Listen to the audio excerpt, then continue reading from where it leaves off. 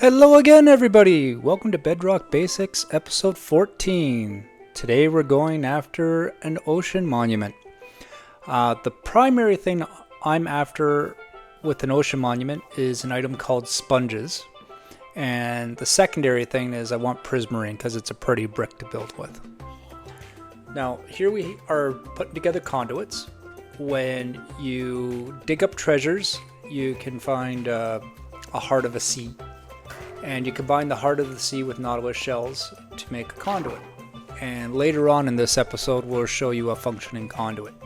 And I can't stress enough that when in doubt, use the Minecraft Wikipedia and look things up before you try them. It'll save you a lot of headache and help point you in the right direction. So at the Ocean Monument, you can see that we have a mine fatigue debuff off on the right side of the screen. And what that does is it gives us a slowness effect and really reduces our mining rate.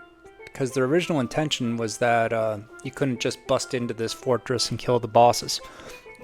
At least not easily. And these are my super enchanted netherite pickaxes. And you can see that it's quite slow to break a single block. Now, each ocean monument has 3 Elder Guardians in it. And the Elder Guardians are the creatures that generate that mine fatigue effect. There's one poking right there. There's one on each wing of the monument itself, plus a third one in the central area. They're not that hard to kill, so you can see that one took a total of like 4 hits. I stabbed it once with the thrown trident on the outside, and then stabbed it a few more times underneath. I am using a trident with Impaling 5 for maximum underwater damage. But if you don't have the right gear, I would not attempt this stuff.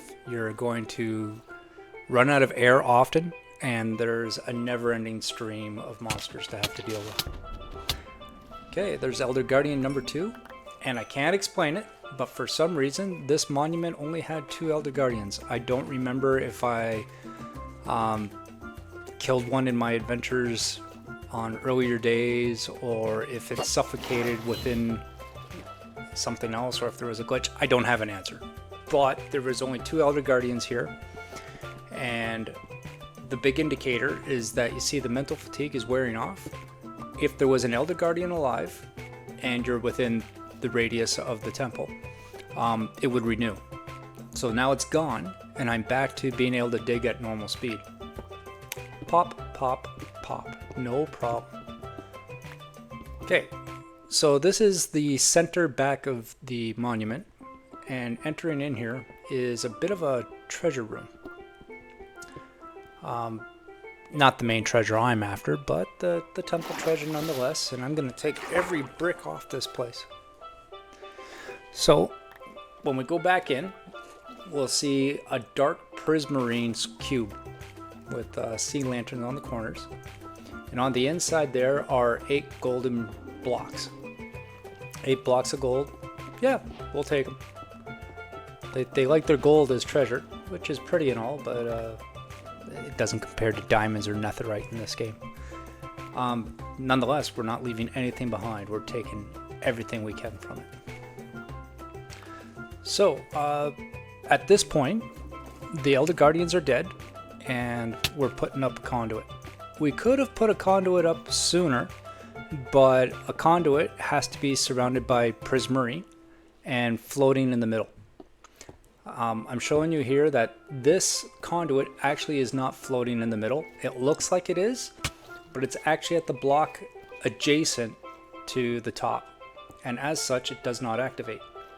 That looks like it's floating, it's not. And if you look at the blocks next to it, you can see it's not in the middle. So we have to lower that by 1. And then there can't be any bricks in the adjacent squares, and that includes diagonals. So the cube of blocks around it has to be blank water, and then prismarine, essentially a cage around it to empower it. And the more thorough the cage, the larger the radius is. Okay, a couple more blocks and it'll activate. and there's just a never-ending stream of squids and other monsters to deal with. Okay, last one. Bang, and give it a second, and there it is. You see the buff on the corner? My air bubbles have disappeared because I can now breathe underwater. The conduit will increase my mining by a little bit, the speed of mining. Let me breathe underwater, and it'll do damage within a radius around it to any hostile mobs. The maximum sized conduit, which I'm going to put together in a few moments here, will damage hostile mobs within 8 blocks. So it'll give you a little safe zone to rest up in your undersea adventures. There, we're just putting a cage around. Think about 3-dimensional cubes. And there's good diagrams of this again on the internet if you're so curious. And once you get a maximum sized one, the conduit, it'll have like a center eyeball open up. It's just a slash down the middle as a visual indicator that it's at full power. Okay, and that's making life easier, and my already fast mining is even faster. Here's the sponges. They start soaked and wet, so to make use of them, you're going to have to dry them out. And what a dry sponge will do is absorb water. And myself specifically, in this world, I've got a lake I need to get rid of. And there's a couple ways to do it, and just sponges are my choice for today. And fitting with the subject matter of, hey, ocean monuments. It's a never-ending battle down here. You'll see my levels going up and down, and when my levels go down, it's because the monsters got the best of me and I had to swim all the way back out here and continue on. So here we are making progress, and just collecting as many resource blocks as possible.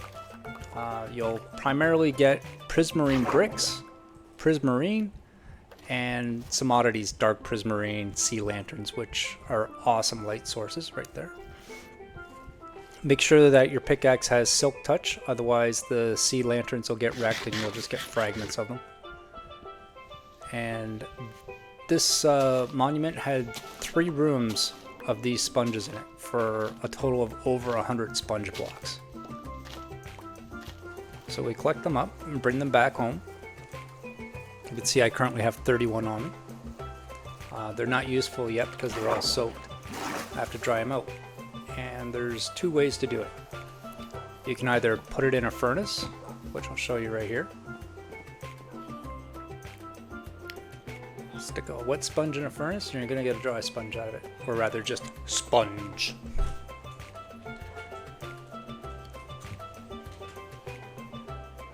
There it is in its useful form.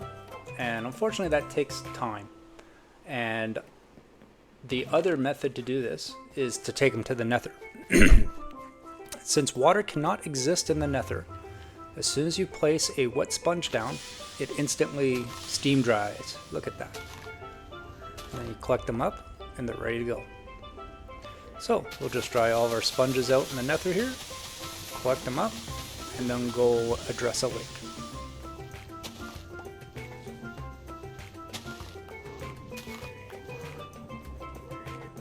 Here's the lake I want to get rid of because it's actually above the location of the underground city that I want to build.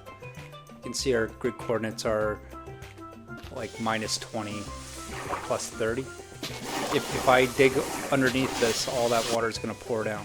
So the sponges let me take the water out in layers, and then methodically I can take the whole bloody lake out. Now when I dig underneath this, I'm not going to have my underground city flooded. This is my collection of bricks. A double chest almost full, double chest completely full of Prismarine bricks. Similarly, Prismarine, more Prismarine, odds and ends like ink sacs from dead squid, and tridents from drowned, and a shield that I thought I lost when I was fighting the Wither on an earlier episode. Some dark marine, the gold, and a whole bunch of sponges. And right in the middle there was my conduit. That's everything about the monuments today. Thanks for watching. Please subscribe.